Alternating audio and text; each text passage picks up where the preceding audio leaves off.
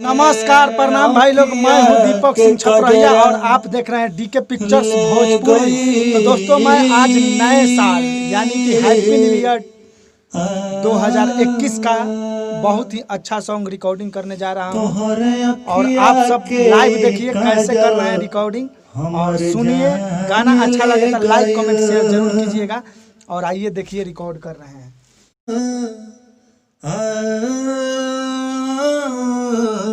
नए साल से लेते हैं। आइल न्यू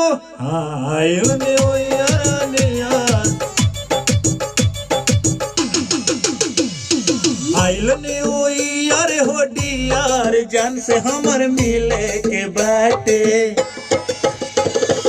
आइल न्यू ईयर हो डियर जान से हमर मिले के बाटे। बस उसके उधर वाला ठीक है, शुरू से तो था नहीं।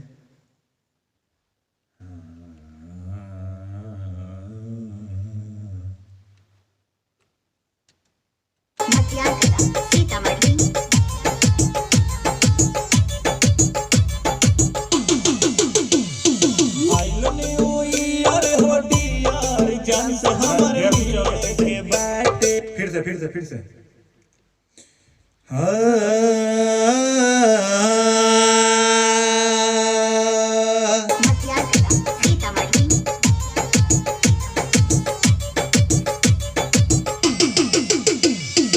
आइल न्यू ईयर हो डियर जान से हमर मिले के बाटे। आइल न्यू ईयर हो डियर जान से हमर मिले के बाटे। बस